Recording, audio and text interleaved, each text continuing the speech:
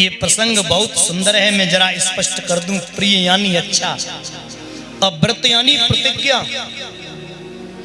अपने जीवन में जिसने सुंदर प्रतिज्ञा की वो प्रिय व्रत है। उत्तान पाद का मतलब होता है अपने कर्म के द्वारा जिसका पैर समाज में ऊंचा है, जिसकी प्रतिष्ठा ऊंची है, उसे उत्तान पाद कहते हैं। राजा उत्तान पाद की पत्नी का नाम है सुनीति।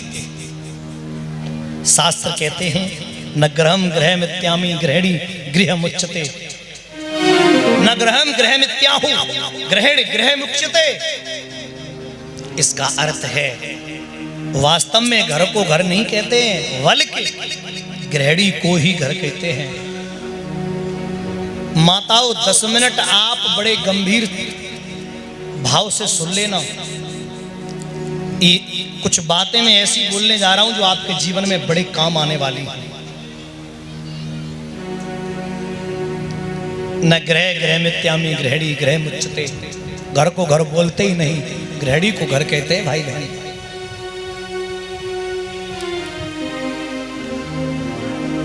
मैया हाथ जोड़ के प्रार्थना करूंगा, जिस घर की पत्नी पतिव्रता है,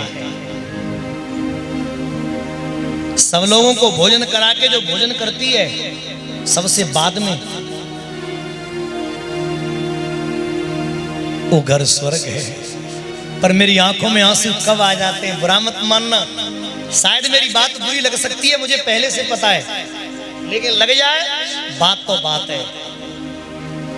बूढ़ी सासू के हाथ कतरे बैठी है, ससुर बेचारा द्वार पे बैठो कपरो है, और बहू ने खानो बनायो, बच्चन ते कह दई जे थाली रखी है खाओ बेटा, और खुद धर के ले गई। पति और पत्नी दोनों बैठ के चकाचक खा रहे हैं। बड़े बूढ़े बेचारे तरस रहे हैं, कोई रोटी लावे तो खाए ले। सही बताइयो जे घर घर की, हर घर की तो नहीं कह सकता मैं, लेकिन ज्यादातर घरों की ये स्थिति मैंने देखी है। थाली में भोजन रखा, पति के साथ बैठ के चकाचक खा रही है, और ससुर घर है, सास वो बैठी है, वहां बेचारी हाथ कप रहे, वहां दिख ही ना रहो, घर कहां ले भोजन, ससुर वहां बैठो खाए पी के निवृत्त है गए। सब खा पी के चकाचक जब 8 9 10 बज गए, सास बोली बहू आज खानो ना बनो, जा बुढ़िया ते बड़ी दुखी आंखें ना है जी बनो धरो ना। एक निवेदन करूंगा, आप लोग सच बताना, मेरी एक बात का उत्तर दे देना। क्या कभी मां ने अपने बेटे को भोजन कराने से पहले खुद भोजन किया? क्या कभी बोलो? जब मां ने तुम्हें खिलाने से पहले भोजन नहीं किया तो तुम्हारा कोई अधिकार नहीं बनता कि बूढ़ी मां को खिलाने से पहले भोजन करना। घर कब चलता है? मेरी मैया, मेरी बात बड़े गौर से सुन लेना। घर कब चलता है? घर जब चलता है जब आप अपने बड़े बूढ़ों का सम्मान करोगे।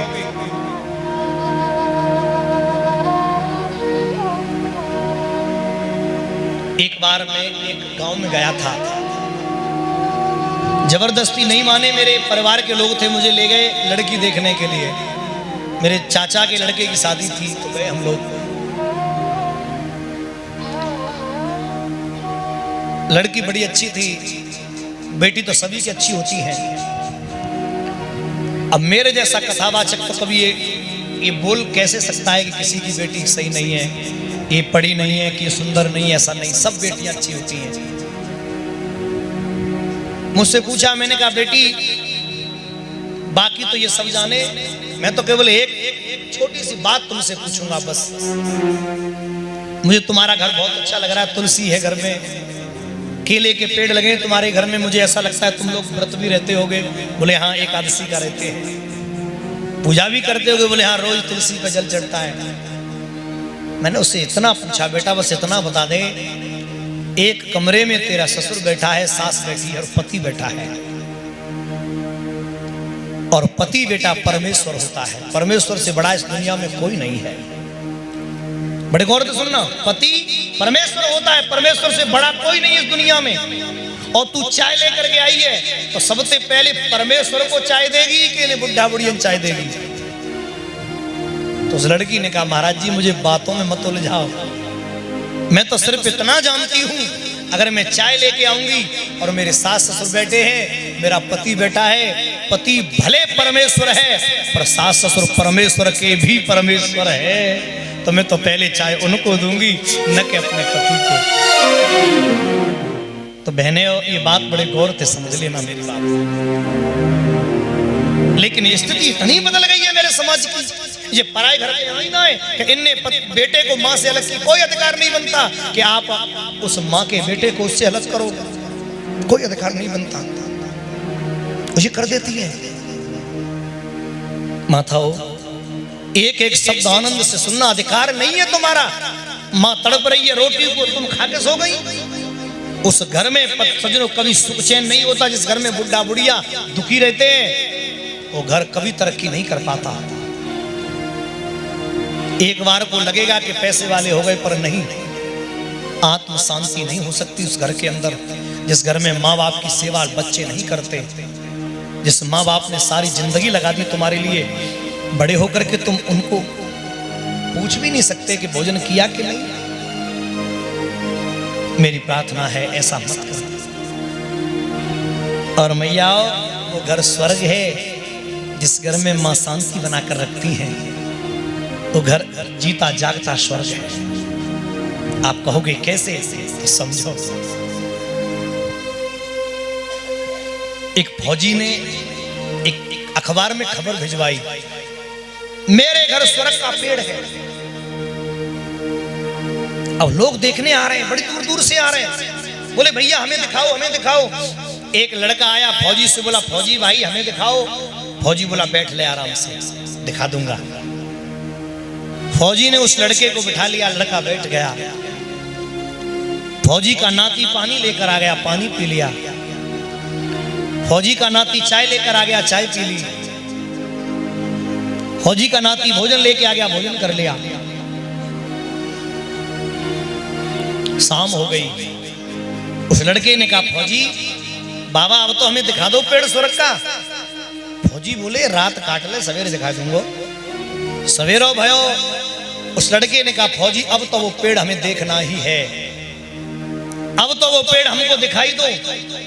फौजी ने कहा ऐसा कर, मेरा एक छोटा भाई है, तू उसके घर चला जा, वहां से लौट के आएगा तो ये पेड़ दिखा दूंगा।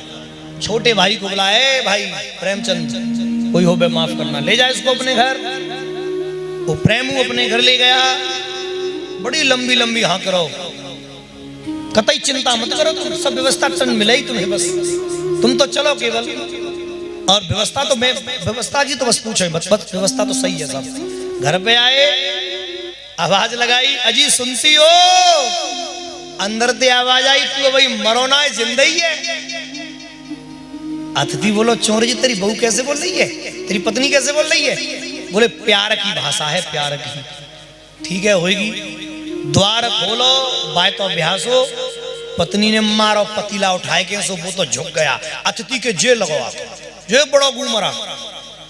अतिथि बोला क्यों रे? फौजी के पास आया, आकर बोला फौजी बाबा कल से सेवा करा रहे थे मेरी, इसलिए सेवा करा रहे थे, मेरी सब मेरा माथा फोड़ दिया। स्वर्ग का पेड़ तो तुमने नहीं दिखाया मुझे, मेरा खोपड़ा फड़वा दिया। फौजी ने कहा मूर्ख अभी तू समझ ही नहीं पाया। तू कल ते मेरे घर पे आयो है, मेरा छोरा नौकरी पे फौज में, मेरी बहू घर में, मेरी पत्नी मर चुकी है, मेरा नाती है घर में। जिन नाती और बहू दोनों ने बिना पूछे में सख्त से उठौना हूं, बिना पूछे तेरी सेवा करी, पानी दयो, भोजन दयो, है पूरे दिन तेरी सेवा करी।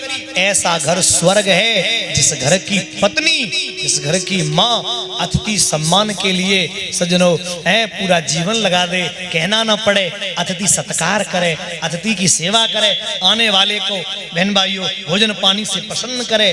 और ऐसा घर नरक है जो तू मेरे भैया के घर गयो तेरा खोपड़ो फुटको याद करे। जिस घर में कलह रहती है वो जीता जागता नरक है, और जिस घर में बड़ों का सम्मान होता है, अतिथि की सेवा होती है, वो स्वर्ग है। माताएं 3 प्रकार की होती हैं, तुमको तो बताऊं, बता दूं तो ठीक है। पहले प्रकार की कौन सी होती है? पति बैठा है, पति का मित्र साथ में आया, तो पति को कहना न पड़े कि पानी दो कि भोजन दो, अपने आप सेवा करे, पानी दूध भोजन सब चाय नाश्ता करावे, वो एक नंबर की है, कहना नहीं पड़ रहा, अतिथि सम्मान कर रही है। और सेकंड नंबर की, दूसरे नंबर की कौन सी है मालूम है? अतिथि आया घर पे, मित्र आया और पति ने कहा सुनती हो पानी लियो, पानी दे दिया, अब शांत बैठ गई। फिर कहा सुनो भोजन ले आओ, भोजन दे दिया। अरे रोटी खत्म हो गई और ले आओ, रोटी दे दी। वो दूसरे नंबर की जो कहने पे करती है, और तीसरे नंबर की थे तो भगवान बचावे, बड़ी खतरनाक होती है तीसरे नंबर की। पति को मित्र आयो घर पे, वो रसोई में खड़ी है और रसोई में रोटी ना बना रही, नेल पॉलिश कर रही है, नेल पॉलिश। हाँ, नाखून चकाचक, कोई गड़बड़ नहीं है जाए, बड़ो छोटो नहीं है जाए। और पति ने कहा सुनती हो खानो ले आओ, टूट गए, तू ले जा, तेरे का हाथ ना है, मैं नौकरानी हूं तेरी। ये थर्ड नंबर की है और ऐसे इनसे तो भगवान दूर रखे। ये सजनों धुंधली होती है, धुंधली कौन होती है? धुंधली। और ऐसे के घर में पर धुंधकारी पैदा होते हैं, इसलिए निवेदन है घर को स्वर्ग